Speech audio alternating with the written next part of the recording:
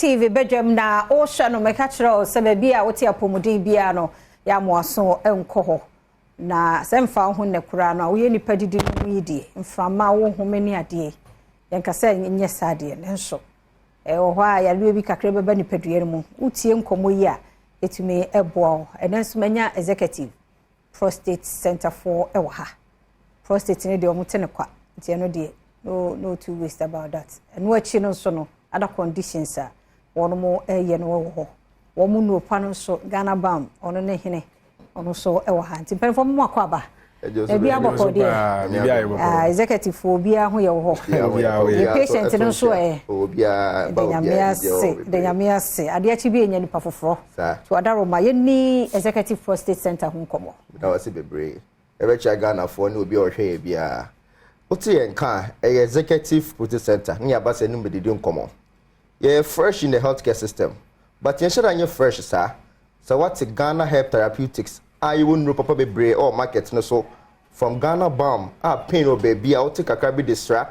or chest problems or cough or nasal conditions e bia de bia o hinima so ni so ni na manema o de bi yestimi inhalation na so upunu pe na ekono Ghana Balm no ina di bedwa so your Ghana man capsules obema ho de problems na akoda bia obema no de ai titrija akwentimi so rekwa onum Ghana man capsules na apegya ne mu ho sade ntema ho saka bia na nyina free ho amount ne de nija ba fie no Ghana man capsules ye na de ba ye de edwa so ye wo crypto 400 malaria chill onum medro no 3 days pe na malaria se atiere afri ho no crypto ye na de ba edwa so ye wo save 500 ultimate immune booster na onum pe etimi page immune system nim ama infectious and as ye rebi a wo kono mitie wo no nyina ye de afri ho ama no e de ba edwa so and ye wo prostate joy almighty prostate disorder drug now or any form of prostate disorder say prostate enlargement say wo prostate cancer mpo ni aso katita anase rubber osaka bi pana ni nyina ye de afri ho ama no prostate joy ni ene de de ba edwa so idi di mana mo for be friend ne saka ye ndro no omano no bibia koye mai but now no company come buy a hospital ebe nhwemu no mu se no yere ne kono ene ye de executive prostate center ye de ebe edwa so ye de emamu what a clinic is bebre nka bu out TV anim ko hwe nipa bebre adase kwa hospitals bebre but the question is e de na da nso ewo executive prostate center ho a ene hwe ye wie no ebe kenya wo se bra hospital na benya ye card na wo pa ye result ya buy ho ene ye nkoma ye ne be e ba bedi first reason I dey ensase ye boso e come with all proudness any pride no e ye say ye all the quality drugs on the market ye na ye wo endro no because no na how it is manufactured do no ka no e dance free any other clinic and I say manufacturing company be e wo Ghana ha ye ndro no ye use the secondary metabolite and I say active constituent any dey ye ndro ye ko forester ye ko tete plants dey ye ndro na ye ba ye make sure say ye extract it and I say ye twe adona ho di na egwo mu no ye say the aka ya posidi e dey ye ndro no nti ye dey entity herbs no en crash keke enya mixture and I say fungal capsules mo there be ye dey science ewram e make sure say example cryptolepis any use a alkaloid different cryptolepin no ye say aka any other plant material be use bia no the secondary metabolite and I say active constituent and I say adro no ko nipadua ni ma de kokko de yaresa no ebebre no ye make sure say ye say aka sa active constituent no ansa na ya to aso ye de ye ndro no ye ndro no so no from that no ye be a no acute studies no toxic studies no ye wo the acute form and the chronic form as a child say obu o fa do na o fa for short term o fa for long term you get test oh ye ndro no ho am ye hu ni say o for the short term no enko for problem bia ye the emrel o kidney o liver very important pa unya do be na ononom na so over yare ma na enko for problem ebrel organs a ebe ha adwen obu o so for do for long time unya saka do be na ononom a long period na offer do no enko for how be get the emrel yendro no so no e fe be therapeutic dosing obu akọ hospital wa ma wadro ubeja na say na wo fa ozo kofi afa cap na sanom cap na o kan wa asemi obi a on the cap obu a tea cap ka de kwa no u compare obi size almost 3 times it is a cap be ho asem na ide o kan ye de enye ne sa calculate hu say adona ko ni padua nim no dudu say na wo fa ko ni padua nim a edu solution ye de ebe bro and for the therapeutic dosing we nyina ye wo yendro no ho to saka yendro ne kase for 1 a enye chacha na yeto kase for 2 a enye chacha na yeto calculate yendro no e wo kilogram body weight to buy e take scale ni nyina ye wo importance a eni tie ye take sa na ma we nyina edro de ma no wo fa ni ye pe bo so problem na ye de wo solve ni na ye de afi wa ma bebe medru meja ma Dr. Nyako ato aso amaye mo dog yentio na fe yenhwe other ones no so a ewo ho ene be bia location no ewo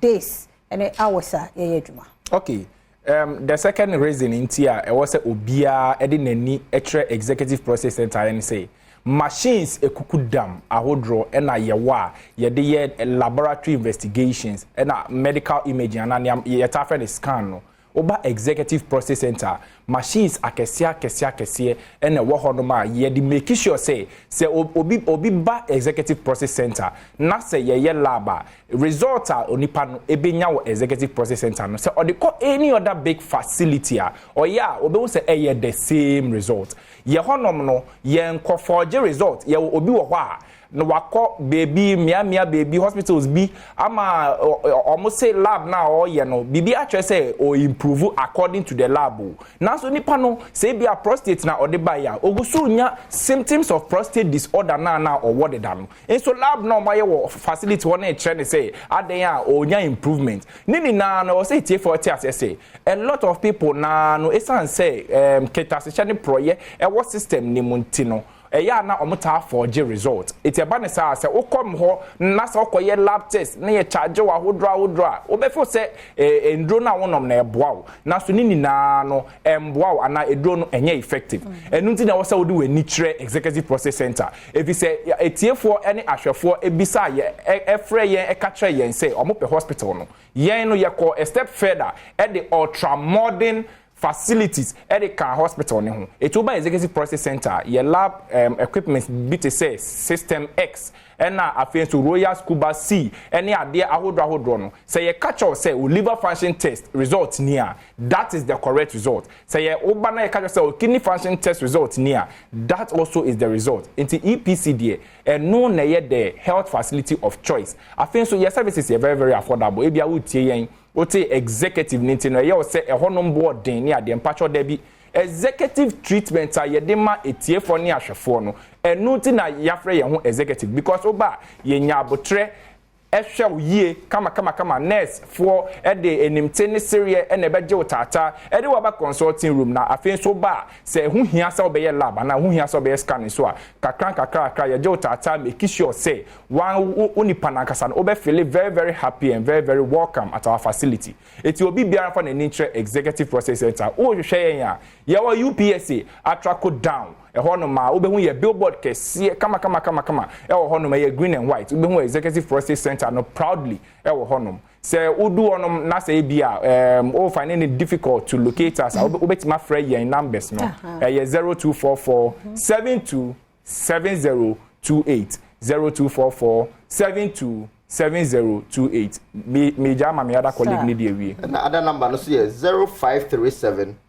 266 300 0537 266 300. What you did say executive prostate center. Yeah, expert in prostate management. It's a prostate problem there. And it is kuko kra. But any no kwa na hwe ho. Oh, yare other conditions say diabetes, hypertension, obani be ma mo power, infertility, emba, fabra ya so. Wo menstrual problem, dey bia wo menstrual issues. And na about na emba menstrual pains, fabra ho. Cancer simple. Efa ho ni stage adru obu okoye palliative say doctor say won kofi na on go see na chi na bia anytime bia obetima free ma fabra ya say ho ye bonu papa healthcare system papa ho a ye betimi ye de ahwe we na o executive process center essence to be so services na e affordable men ka say executive din tin no boy den there bi ska bia won sem bia fabra lab no so ya obeye endo no po wantinya nto nyina kakra na betimi ato no obekọ later won sa kasika wa beto de aka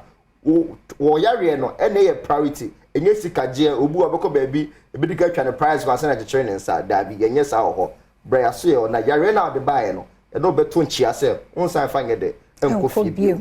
edamwase papa panti executive prostate center for na yete one more enka no obo yo wa mosuo for numbers no ekọ show apomuden mu ensem Mikado entrepreneurship event and a week no so baso 29th ye sha share the 2nd May nti obi a wa ni da kwan se obeye wadwuma wo business idea wo niema bi product bi a opese obo ho da ro no obi a atibia obi a nso betumi aba na ye wo mo niema tetete sa ni nyina bi ombe showcase that day no Accra International Conference Center no exhibition ebekoso ho book launch no ebekoso ho na afei exhibition no so Mikado Conference Center no so ebekoso starting from 29th into Mr. The owo bia person obo hu dawro pesa o mama nsan ehunu no entrepreneurship week we nso fa ho edimobi book launch no so be baso Dr. Michael Ejukum the book bia mesema kan pen good so we a business minded person and our ideas so adwuma bia ya kan the books na nyame adom or the fundamentals of entrepreneurship book 1 and 2 seba the opportunity na so kwase bi yokotie bi na mre wo ho ni sika wo atobi mpo na wabu se ebetumi aboa for 0508 110755 0508 110755 na woni mpanifo edi eye enkomo pacho baby kakra bi answer ya sorry time na so pacho pacho bebre use ndro no e wo market nim mpe bebre ekọ pharmacy so aka bi fine but ayare de ko ba hospital like a doctor diagnose you so yare no eye wey and I can man with donor and the best. To know so those say market no so no. But executive project center, you diagnose you near the area no a don one mawa. Unuma any moment never ho to never ever bad temper. It does say what you must answer at the my oh already at hospital ho. Now omo show. Now omo anka some man with drone for we can ho. Ebeboa. The edu sonny birthday celebrant